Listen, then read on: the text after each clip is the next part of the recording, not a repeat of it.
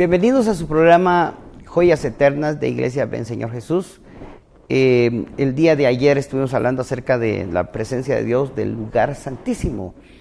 Y hoy quiero leerles en Hebreos 9 que dentro del lugar santísimo había una urna, una caja, no sé cómo llamarle, que la Biblia le llama arca, el arca del pacto. También tenía el nombre del arca de la presencia, el arca del testimonio, y tenía varios nombres, pero dentro también tenía un contenido. Y aquí quisiera yo que usted lo viera, porque estamos hablando en el Nuevo Testamento, aunque todas estas cosas se originaron en el Antiguo Testamento.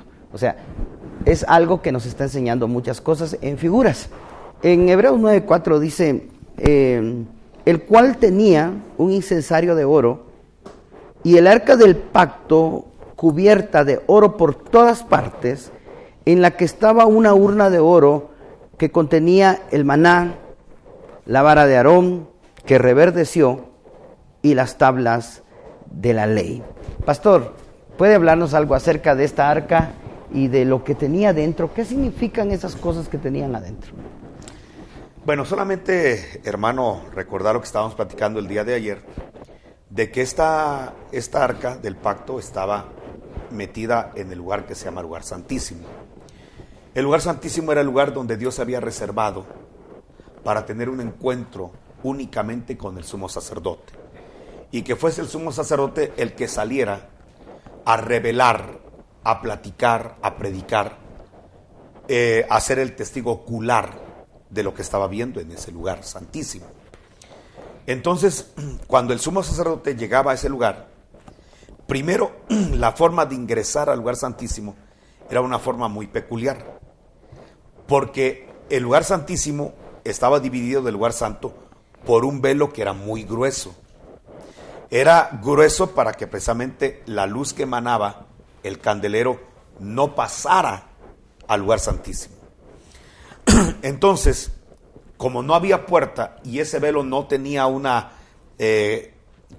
corte para poder ingresar, entonces, ¿cómo le hacía el sumo sacerdote para entrar al lugar santísimo? Él llevaba en las manos el tazón con la sangre de la víctima que había sido sacrificada en el atrio. Él llevaba esa sangre porque esa sangre tenía que ser rociada 7 veces en el lugar santísimo. Entonces lo que hacía el sumo sacerdote para poder ingresar era poder pasar primero el tazón, sus manos empujar el tazón, ahí sí que pecho a tierra, postrarse, y entonces arrastrado entraba e ingresaba al lugar santísimo. Eso nos habla de que para que nosotros podamos entrar a la comunión con Dios del nivel del lugar santísimo, número 1, tenemos que tener una actitud de humildad y de humillación. ¿Por qué? Porque aunque querramos ser las mejores personas, los mejores cristianos, no damos la talla de la santidad de Dios. No damos la talla de la perfección de Dios. Una cosa es desearlo, procurarlo todos los días, a cada momento, y que a veces fallamos en ese intento. Y otra cosa es haberlo alcanzado ya. Entonces lo que nos enseña el Señor es que si algo tiene que haber en la actitud del hombre que va a acercarse a Dios, es humildad, no arrogancia ni prepotencia. No que porque traté de portarme bien ya tengo todo el derecho de entrar al lugar santísimo. Momentito. Ya porque ayuné 17 días o 40 días ya tengo todo el derecho. Yo sí tengo el derecho de entrar al lugar santísimo. Momentito, tranquilo.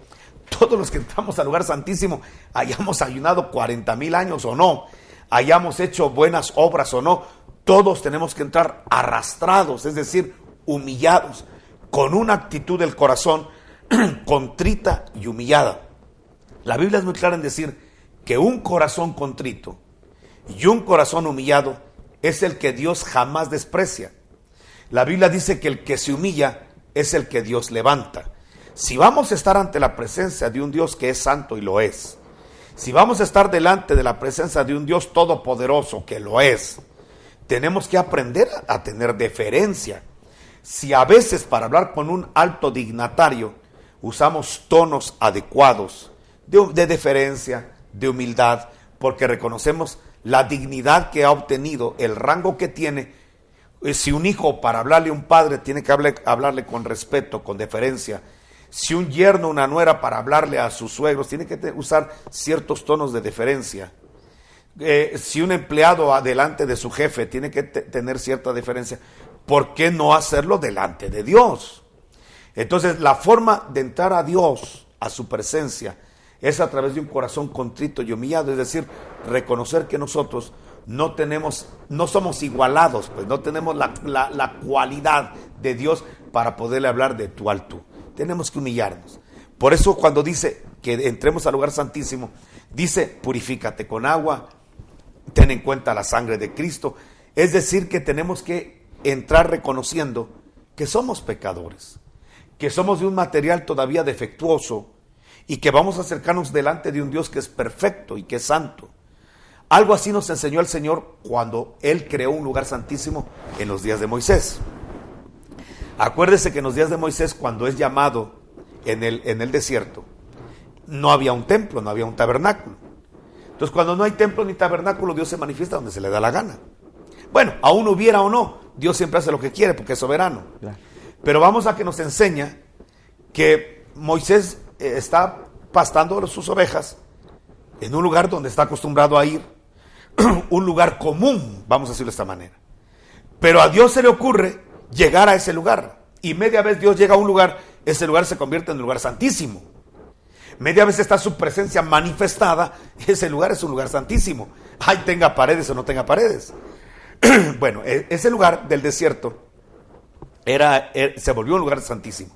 Entonces Moisés, curioso de ver una zarza que arde y arde y arde, él fue a pastarla, regresa y sigue ardiendo la zarza y no se consume. Entonces ya le da curiosidad y se acerca a la zarza. Él estaba acostumbrado a ver zarzas ardiendo en el desierto, eso no es nada extraño. Lo extraño es que la zarza arde pero no se apaga. Eso quiere decir de que Moisés estaba acostumbrado a ver las zarzas son figuras de religiones, que se encienden de repente en su auge, su apogeo, después termina ese avivamiento porque es fabricado por hombres. Pero aquí hay un movimiento que no se apaga y no se apaga y pasa el tiempo y no se apaga. Bueno, han pasado los años y no se ha apagado la zarza, sigue ardiendo. Entonces viene Moisés, se acerca al lugar y recibe una voz impactante. Este no es un lugar común. El lugar ya se volvió santo, ya es un lugar santísimo porque ahí está Dios. Entonces, número uno, quítate las sandalias de los pies, humíllate. Y entonces se quita las sandalias como diciendo, si estoy en un lugar santísimo, tengo que tener conductas totalmente diferentes a cuando estoy en un lugar común. Entonces, si la presencia de Dios está en un lugar, tenemos que aprender a reverenciar esa presencia. Y dos, le dice, ¿sabes qué, Moisés? Mete tu mano en tu seno porque no voy a platicar contigo por lo que llevas adentro. O sea, quítate las sandalias de los pies, quítate la suciedad de afuera. Pero Dios va a ir a algo más profundo que lo de afuera. Va a ir al corazón, a la suciedad de adentro. Entonces le dice, métete la mano en el seno, y se metió la mano en el seno, sácala, y cuando la saca está lleno de lepra. ¿Qué le está diciendo Dios? Que lo que hay adentro de la estructura del corazón del hombre, los riñones del hombre, lo que hay en los intestinos espirituales del hombre, es contaminación. Tenemos pecado oculto, tenemos en lo más recóndito de nosotros algo que sacar, porque es vergonzoso, porque es pecaminoso delante de Dios, y lo sacó Moisés. Ahora viene lo hermoso, vuelve a meterte la mano, y cuando la sacó ya estaba totalmente limpia. ¿Qué nos dice esto? Que cuando vamos a acercarnos al lugar santísimo, tenemos que quitarnos las suciedades de afuera, pero también las de adentro, que son las más importantes, y escudriñarnos, porque vamos a entrar delante de la presencia de un Dios todopoderoso. Entonces, sacar la lepra. Media vez sacaste el pecado, nadie es enjuiciado dos veces por lo mismo. Entonces ya Dios nos está diciendo, ya estás limpio, ahora sí platiquemos, ahora sí te voy a dar una comisión, te voy a enviar a que liberes a mi pueblo, pero estoy llevando a un hombre que conoce y sabe reverenciar mi presencia. Entonces por eso el apóstol Pablo, cuando habla de que entremos al lugar santísimo, menciona, pero pasa por la sangre, está bien, pero lávate, o sea, échate un baño espiritual porque así como estás no puedes estar en la presencia. Tenemos que aprender a respetar la presencia de Dios. ¿Cómo? Limpiándonos en la sangre de Cristo de toda inmundicia y de todo pecado. Entonces ya podemos tener el acceso a ese lugar santísimo. Y entonces encontrarnos ya con el arca. Entonces el sumo sacerdote humillado ya entraba, veía la manifestación de la gloria de Shekinah, y entonces se encontraba con lo bello del arca del pacto. Y ahí estaba el arca del pacto. Amén. Bueno, mi pregunta también era, el arca del pacto dice que era una caja de madera, con cierta característica especial, forrada por dentro de oro y por fuera también. Ajá. Luego, con una tapadera que iba a llamarse propiciatorio. Pero esa tapadera ya no tenía madera. Esa tapadera era completamente de oro. Y dice, y dice en Éxodo 25, y de oro fino. O sea, no era solo oro, era oro fino. Con ella estaban, juntamente de una misma pieza, estaban calcados dos serafines, querubines que estaban viéndose uno al otro con sus alas extendidas. Y bueno, y adentro tenía tres cosas, que fue lo que leímos al principio, que tenía una urna con maná, tenía las tablas de la ley y la vara de Aarón que reverdeció. En figura, pastor, ¿qué nos puede enseñar todas estas cosas del arca del pacto? Bueno, hermano, la verdad que tiene muchas aplicaciones. Usted sabe que la palabra de Dios tiene por lo menos 7 ángulos de interpretación. Me baso en cuando el salmista David dice, tu palabra es como la plata 7 veces refinada. Bueno, entonces, dándole un ángulo de interpretación, podemos decir que lo más interesante del sumo sacerdote, de todo lo que ha hecho, desde que está en el atrio hasta el ingreso al lugar santísimo, la humillada de la cual estamos hablando, era encontrarse con el arca. El arca puede bien ser una figura, está prefigurando a la persona de nuestro Señor Jesucristo. O sea que el arca es lo que estaba representando. Al final, llegar a ese lugar era poder encontrarse con Cristo. Ahora, ¿quién es Jesucristo? Jesucristo es el Verbo que se hizo carne. El Verbo es Dios. Un Dios que se hace carne. Un Dios que decide en su soberanía tomar forma humana, alma humana, sentimientos humanos, intelecto humano, de tal manera que Jesús, dice la Biblia, que crecía en sabiduría. Si Dios no crece, mucho menos en sabiduría. Pero como se hizo hombre, vino sin saber hablar. Por ahí hay un libro que dice que Jesús ya hablaba de bebé, nació hablando. Eso es mentira. Totalmente ese libro apócrifo es falso. Dice la Biblia que Jesús iba creciendo. Es decir, tuvo un desarrollo normal hasta llegar a sus 30 años, donde ya comenzó su ministerio de poder, ungido. Ahora, hermano Huguito, entonces, esas dos naturalezas, la humana y la divina, están representadas en la madera de acacia y en el oro que recubría esa madera de acacia. Entonces, ¿qué le ordenaron hacer a Moisés? Hazte una caja de madera sin tapadera. Esa madera era de madera de acacia. Lo que llama la atención es que la madera de acacia no es la madera más fina. No fue un cedro, que en ese tiempo era la madera más propicia para poder darle finura. No, lo que llama la atención es que es de madera de acacia. ¿Por qué? Porque nos están hablando de que Jesús, cuando vino a la tierra en su naturaleza humana, no venía como rey. De hecho, los magos del oriente, los sabios del oriente que vinieron por revelación al nacimiento de Jesús, ¿por qué llegaron al palacio de Herodes? Porque la lógica humana es, si van a ser un rey, pues los reyes nacen en palacios, en cunas de oro.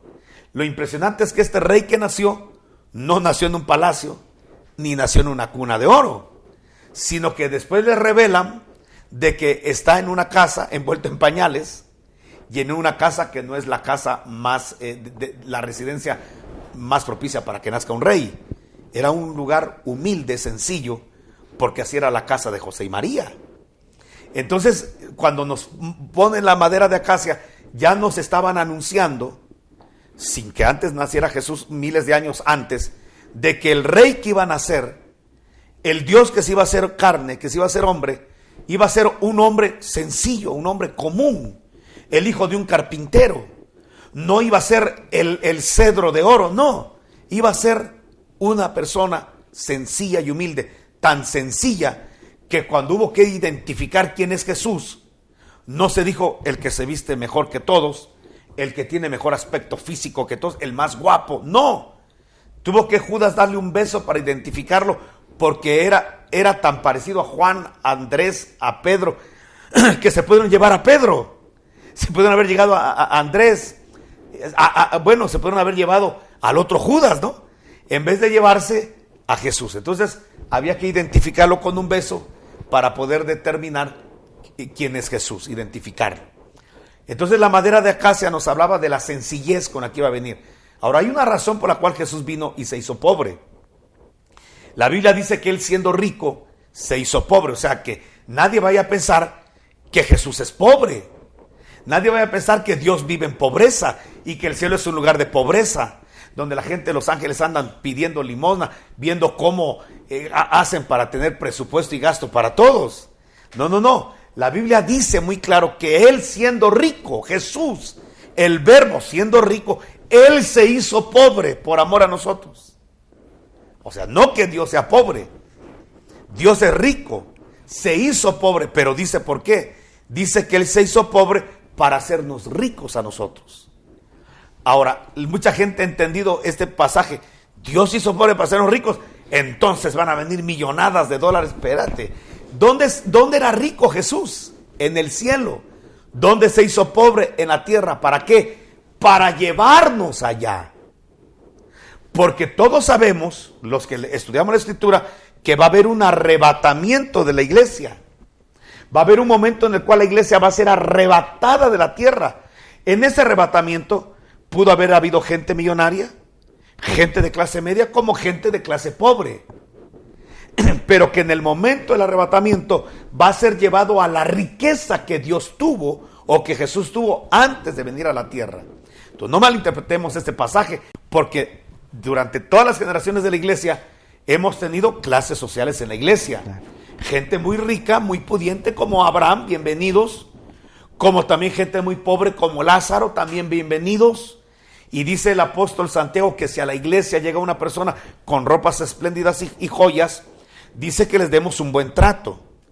Pero que también a la iglesia va a llegar gente con ropa andrajosa, dice la Escritura, pues que le demos el mismo trato que la gente que tiene joyas y vestidos de lujosos. Es decir, que en la iglesia no debe haber esa diferencia que tú eres rico o eres pobre. Pero eso tampoco quiere decir que el pobre se va a volver millonario. ¿Cuántos cristianos durante todas las generaciones han muerto con escaseces económicas? ¿Cuánta gente se ha ido a la tumba no con una mansión, con jacuzzi en su casa, en su habitación, pero no por eso dejó de ser feliz? Porque los cristianos entendemos que las riquezas no son los que nos dan la felicidad, no son las comodidades lo que realmente nos da a nosotros la felicidad. La felicidad nos la da la bendición de Dios, tengamos una buena sala o no. Por eso a mí a veces me molesta cuando vamos a visitar a algunos hermanos a su casa y nos dicen pase a su humilde casa. Hermano, perdone que somos pobres. La verdad que es una torpeza y una fatuidad creer que porque no se tienen muebles tipo Luis XV, que porque no se tienen cuadros de óleo con maderas preciosas los marcos y los óleos autografiados por un escritor europeo, no por eso la casa es pobre. Hay casas que tienen los mejores muebles y es pobre. Hay casas que tienen adornos sofisticados y son lugares pobres. Entonces tenemos que entender con toda la claridad que no siempre, hermano Hugo, no siempre cuando nosotros tenemos cosas finas en la casa hay riqueza. Claro. Pues, la riqueza y la pobreza son cosas totalmente diferentes. Entonces vamos a explicar en este momento que entonces Cuando uno llega a una casa, le dicen, hermano, mire, esta casa es muy humilde porque tiene muebles que no son costosos. La verdad que eso es ridículo. Porque puede haber una casa que no tenga las comodidades y ser una casa totalmente enriquecida por la presencia de Dios. Y que mucha gente millonaria quisiera comprar un poco de paz de lo que se vive en esa casa. Y poder comprar un poco de amor de lo que se vive en la atmósfera de esta casa. Yo conozco lugares que son muy pobres en cuanto a lo que se lo vive, material. Sí, de lo que se tiene, a las comodidades, pero uno no quiere salirse de esa casa, porque es rico, se siente rico, el ambiente espiritual que hay en esa casa es rico, y hay lugares donde usted ve adornos preciosos y todo, pero la casa se siente fría, hay un ambiente lúgubre, donde uno lo que quiere es, a ver a qué hora me salgo de aquí, lo malo es que le ofrecen de todo, ¿va? Porque como hay de todo, ¿va? Yo ya quisiera salir corriendo de ese lugar, y hay lugares donde una tortita, pero se siente tan sabrosa por la compañía, por la gente que está ahí, por la presencia de Dios que se mueve en ese lugar. Entonces me perdí un poco de lo que estábamos hablando, pero lo que quiero decir De la con esto, madera de acacia. representa, bueno, que el Señor se hizo pobre para hacernos ricos. Bueno, la riqueza tiene mucho que ver con cómo disfrutamos lo que tenemos. Para ir ahondando un poco más, dice que esa arca tenía, le ponían una cubierta de oro por dentro. Eso habla que cuando Jesús vino a la tierra, lo que la gente miraba era la caja de madera. Miraban al hijo del carpintero y por eso muchos se atrevieron a despreciarlo. Lo vieron entrar a Jerusalén en una burrita. Y bueno, y ojalá una burra madura en un pollino. Entró el Señor haciendo el ridículo a la vista de los hombres. Pero hubo gente que tenía revelación, que veía que adentro de esa caja de madera estaba la divinidad. Estaba Dios adentro, era Dios adentro, pero solo que se estaba mostrando solo la parte de acacia. Pero por dentro estaba la divinidad, y por eso habían milagros, y por eso perdonaba pecados, y por eso echaba fuera demonios, y por eso liberaba legiones, y por eso tenía la autoridad para sacar de las tumbas cuerpos putrefactos como los de Lázaro y volverlos a la vida. Entonces tengamos muy claro esta situación. Lo que la gente miraba era la madera de acacia, pero adentro estaba la divinidad.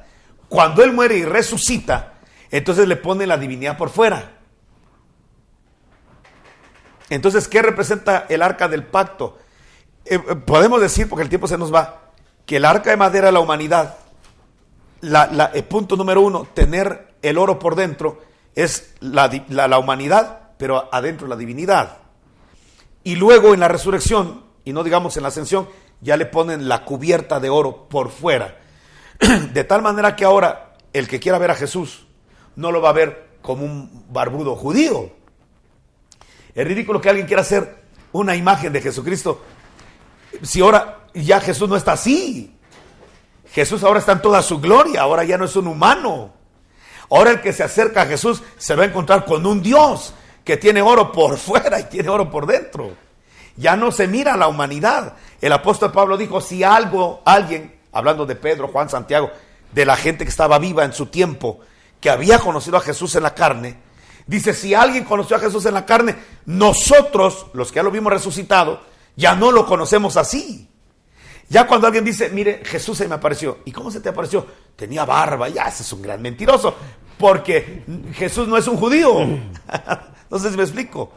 Jesús es celeste. Jesús es Dios. Ahora, las manifestaciones que tiene ahora Jesús no son las manifestaciones de rasgos de un judío. Ahora no se le pueden ver los rasgos. De tal manera que dice que el rostro, Apocalipsis 1, de Jesús ahora celeste, dice que es como el sol, no se le ven rasgos. Solo de repente de la boca se ve que sale una palabra que parece un estruendo de muchas aguas. Ya no es el judío que habló arameo. Ahora es una palabra estridente. ¿Cómo decirlo? Ruge como el mar la voz del Señor Jesucristo. Yo siempre me he puesto a pensar, si su voz cuando le decía a las legiones, vete, se iban los demonios en legiones, por legiones se iban. ¿Qué será ahora que la voz es potente como mar? ¿Cómo no reprenderá el Señor los ambientes? Por eso necesitamos la presencia de Dios y la palabra de Dios con nosotros. Bueno, entonces dice que los pies son como el bronce bruñido. Ahora ya no son los dedos, los 5 dedos de un pie. Ahora no se le ve una forma, solo se ve que parece el bronce como cuando está siendo bruñido. Bueno, ¿qué quiero decir para ir concretando esto? El arca del pacto representa a la persona del Señor Jesucristo. Vamos a continuar esto en el próximo programa. Yo creo que sí, porque como usted decía, hay muchos ángulos que podemos ver y ahí dentro están las tablas de la ley, ¿verdad? Que podría tipificar la palabra de Dios. Así es. Podríamos hablar acerca de cómo la palabra de Dios está contenida ahí, ¿verdad?